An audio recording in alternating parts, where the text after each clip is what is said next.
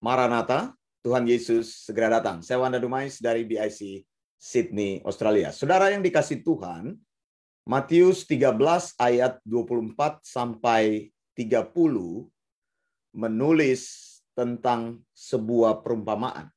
Yesus mengajar tentang perumpamaan yang berkaitan dengan lalang yang tumbuh di antara gandum. Kalau kita membaca dalam Matius 13 ayat 24 sampai ayat yang ke-30, bahwa yang menaburkan benih lalang di antara gandum adalah musuh. Begitu ya. Saya bacakan ayat 24 dan ayat 25 dari Matius 13. Yesus membentangkan suatu perumpamaan lain lagi kepada mereka. Katanya hal kerajaan sorga itu seumpama orang yang menaburkan benih yang baik di ladangnya. Tetapi pada waktu semua orang tidur, datanglah musuhnya menaburkan benih lalang di antara gandum itu lalu pergi. Nah, ayat 26 menulis ketika gandum itu tumbuh dan mulai berbulir, nampak jugalah lalang itu. Saudara, sebenarnya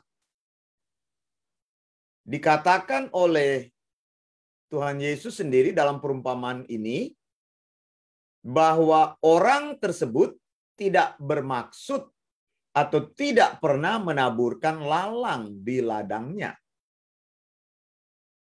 Tentu tidak ada orang yang cukup gila ketika dia berkebun atau bertani, maka sesudah tanahnya siap, bukan benih yang produktif ditanam, malah dia menanam ilalang atau rumput liar. Ini kan sesuatu yang tidak masuk akal. Anda berkata orang ini gila. Dari ladang yang kotor, dibersihkan, diolah, dicabut rumput-rumput yang liar, tapi kemudian malah sesudah bersih ditanami dengan lalang kembali. Jadi saudara, kita tahu dalam perumpamaan ini bahwa ladang tersebut hanya ditanam dengan benih terbaik, yaitu gandum. Nah, pekerja-pekerja di ladang itu bingung. Ketika bertumbuh, ketika gandum itu mulai kelihatan bulirnya, lalang juga bertumbuh bersama.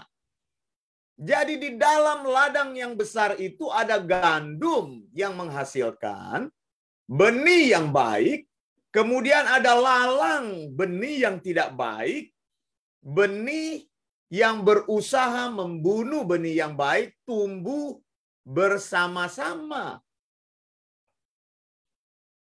Makanya pekerja-pekerja ladang ini bingung, kenapa kok kita menanam gandum yang tumbuh adalah lalang. Saudara yang dikasih Tuhan, kalau kita lihat di sini, pekerja-pekerja ladang itu eager sekali. Mereka ingin sekali mencabut lalang-lalang itu. Supaya lalang-lalang itu tidak mencemari gandum. Tidak membunuh gandum. Tidak membuat gandum itu menjadi jelek pertumbuhannya. Tetapi sang empunya ladang berkata, jangan, sebab mungkin gandum itu ikut tercabut pada waktu kamu mencabut lalang itu. Biarkanlah keduanya tumbuh bersama sampai waktu menuai.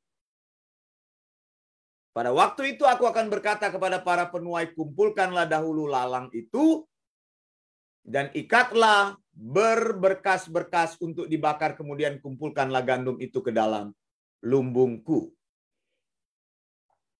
Jadi Matius 13 ayat 24 sampai ayat 30.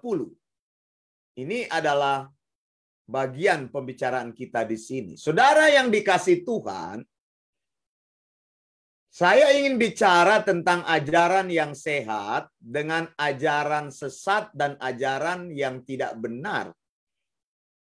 Bahwa di masa di mana kita hidup saat ini, dua ajaran ini bertumbuh bersama-sama di dalam gereja Tuhan. Jadi kita tidak bisa bilang kepada Tuhan, kalau memang ajaran itu salah, kenapa ajaran itu bisa bertumbuh? Kalau memang ajaran itu sesat, kenapa ajaran itu ada di dalam gereja? Bukan itu yang kita pikirkan. Tapi yang kita pikirkan adalah bagaimana kita tetap berada di dalam ajaran yang benar. Karena gandum dan lalang akan tumbuh bersama-sama. Yang akan menentukan itu nanti adalah saat penghakiman. Alkitab katakan bahwa orang yang bertumbuh di dalam ajaran benar, mereka akan pulang ke rumah Tuhan dengan kebenaran mereka. Tapi orang yang bertumbuh di dalam ajaran yang salah atau ajaran sesat, mereka akan pulang dengan kebenaran-kebenaran yang sesat. Dan disitulah penghakiman itu terjadi. Tuhan membiarkan dua pengajaran ini tumbuh. Tetapi orang yang menanam gandum itu mengajarkan ajaran yang sehat itu dari Tuhan. Yang menaburkan lalang itu adalah dari si jahat. Begitu si jahat itu mempengaruhi pikiran guru-guru yang palsu, mempengaruhi hamba-hamba Tuhan yang tamak, mempengaruhi hamba-hamba Tuhan yang pengen sekali jadi populer, yang pengen sekali ingin mendapatkan otoritas dalam pelayanan, supaya mereka cepat-cepat menyampaikan firman Tuhan, tapi firman Tuhannya ngawur, firman Tuhannya sesat. Karena itu perlu kekuatan dan ketekunan kita untuk tinggal di dalam ajaran yang benar atau sound doctrine. Saudara yang dikasihi Tuhan, belajar sound doctrine itu membutuhkan ketekunan sama seperti doa.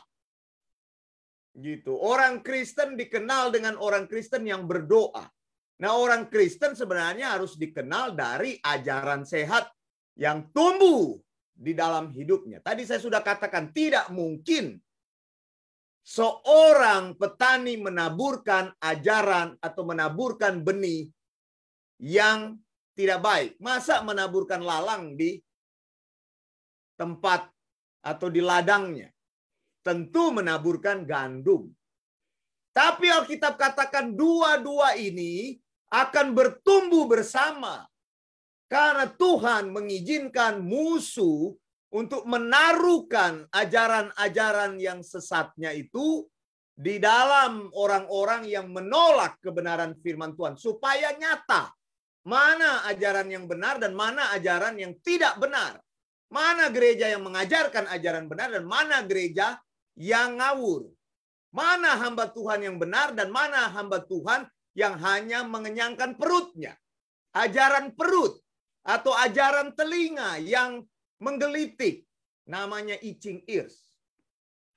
Begitu, karena pengajaran firman Tuhan itu dianggap sebagai sebuah keuntungan untuk membuat orang takluk kepadanya, untuk membuat orang menyanjung dia, untuk membuat orang memberikan uang lebih banyak. Maka ajaran motivasi, ajaran-ajaran yang jalan pintas, ajaran kemakmuran, kesuksesan, ajaran-ajaran mujizat, pengalaman rohani, khotbah-khotbah praktis, khotbah-khotbah populer. Saya mengajarkan kepada murid-murid kami bahwa mereka harus atau kita harus tegak di dalam pengajaran yang benar, berkhotbah yang ekspositori. Makanya orang yang punya kemampuan khotbah ekspositori punya kemampuan mengeksegesis ayat. Bukan khotbah-khotbah masalah hati dan sebagainya. Itu tidak benar itu. Emangnya kamu datang di hadapan Tuhan dengan hanya masalah hati? Bahkan orang karismatik sendiri saya lihat sudah mulai muak dengan masalah hati. Kemarin saya baca tulisan dari Fiona Pais, itu dia terkenal sebagai pemimpin pujian. Dia bilang, emangnya kamu di mimbar kalau pimpin pujian hanya ngomong, yang penting hati. Kalau hati beres dengan Tuhan, maka semuanya akan beres. Kenyataannya dia menegur, kalian tidak pernah belajar mau jadi pemimpin pujian yang baik, tidak pernah berlatih yang baik, hanya mengonjolkan hati. Ini orang bodoh kan yang ngomong tentang hati, tidak mengerti firman Tuhan. Dipikir dengan hati semua beres. Nah, orang-orang yang bodoh pergi kepada pengajar yang seperti itu. Karena mereka tidak bisa membedakan ajaran benar dengan ajaran yang tidak benar. Nah, dua ini bertumbuh bersama. Nah, saya juga heran. Ada orang yang sekolah teologi, mereka pergi ke tempat di mana orang tidak belajar teologi. Ini orang bodoh juga. Karena ingin mengejar sesuatu. Karena ingin supaya punya kenalan, mungkin dari desa dia ingin kenalan di luar negeri. Dia sudah belajar teologi, sudah sekolah S.Pak, sudah sekolah STH. Pergi di tempat orang yang tidak sekolah dan dengar mereka khotbah yang ngawur. Dan dia amin, blessing. Ini orang bodoh namanya. Saya tidak suka orang yang seperti itu. Tidak punya pendirian. Kamu sudah belajar, kamu harus bertekun di dalam ajaran yang sehat. Bahkan ada orang yang datang kepada saya, oh puji Tuhan Pak, ajaran sehat itu baik. Tetapi tidak mengejar ajaran sehat, malah pergi di tempat yang bukan ajaran sehat. Ini kan bodoh lagi, sama kompromi namanya. Nah, saudara yang dikasih Tuhan, jadi gandum dan lalang akan tumbuh bersama. Saya akan keras kepada orang-orang yang menista firman Tuhan, saya akan keras. Tidak mau belajar, hanya mau masalah hati. Oh, yang penting hati. Nanti kapan saya posting itu status dari si Fiona Pais. Saya bukan orang karismatik. Dia orang karismatik. Dia bilang banyak pemimpin pujian. Mereka tidak mau berlatih. Mereka tidak mau bagaimana caranya memimpin pujian yang baik. Tidak mau belajar. Di mimbar mereka bilang, jemaat, yang penting kita punya hati. Kita persembahkan hati kita kepada Tuhan. Orang karismatik aja sudah jengkel terhadap mereka sendiri yang seperti itu. Nah, saya tidak mengendorse pemimpin pujian. Karena di gereja kami tidak mengajarkan tentang worship leader. Kami mengajarkan himne, musik yang memuliakan Tuhan, bukan musik yang semakin duniawi. Makanya orang-orang dunia itu senang sekali dengan emosi. Saudara, mari, yang penting hatimu itu benar, maka semua akan benar. Ini pragmatisme. Hatimu tidak menentukan hidupmu di hadapan Tuhan. Otakmu itu akan membawa perubahan dalam dirimu. Kalau tidak pernah diajar firman Tuhan, kapan engkau jadi tahu? Begitu. Emangnya melayani Tuhan cuma pimpin pujian. Tidak bisa. Engkau harus tahu firman Tuhan yang benar, supaya engkau bisa melayani dengan benar. Itu makanya saya tidak habis pikir. Banyak orang ingin melayani, tapi mereka tidak mau tunduk di bawah pembentukan Tuhan. Tidak mau belajar, tidak mau mendengar firman Tuhan yang benar. Saudara yang dikasih Tuhan, gandum dan lalang akan bertumbuh bersama-sama. Tugas kita membedakan mana ajaran benar dan mana ajaran yang tidak benar. Pisahkan dirimu dari ajaran yang tidak benar. Dari persekutuan yang kompromi terhadap firman Allah. Dari persekutuan yang hanya mengkhotbahkan hal praktis, tidak pernah mengajar engkau sehingga engkau tidak pernah bertumbuh. Dari hamba-hamba Tuhan yang konyol, yang hanya belajar sedikit lalu ngomongnya terlalu banyak begitu. Karena tidak tahu firman Tuhan, tidak mau duduk di bawah pengawasan hamba Tuhan yang benar. Ini hamba-hamba Tuhan yang liar menurut saya. Mereka mengangkat diri sendiri sebagai pastor. Menyebut diri pastor. Pastor dari mana? Begitu, tidak ada lembaga yang mengakuimu sebagai gembala. Karena engkau tidak pernah belajar. Begitu. Nah, saudara, kebenaran firman Tuhan akan menolong kita. Pada akhirnya, ajaran yang benar dan ajaran yang tidak benar akan kelihatan. Mereka bertumbuh bersama-sama. Kita sendiri akan tahu dan memutuskan. Kalau engkau ingin tahu, engkau datang kepada ajaran yang benar. Ajaran yang sesat, ajaran yang error akan terus bertumbuh. Belum akan dibinasakan oleh Tuhan. Karena Tuhan bilang, jangan-jangan nanti gandumnya tercabut, biar bertumbuh bersama-sama. Nanti kalau sudah matang akan kelihatan mana yang sesat itu. Yang omong besar tapi tidak memberitakan firman Tuhan. Yang tidak takluk kepada otoritas firman Tuhan. Begitu. Masa mau menghina sound doktrin, mau menyebut diri sound doktrin, menghina hamba Tuhan sound doktrin, menghina guru-guru sound doktrin, baru belajar sedikit sudah mau menghina.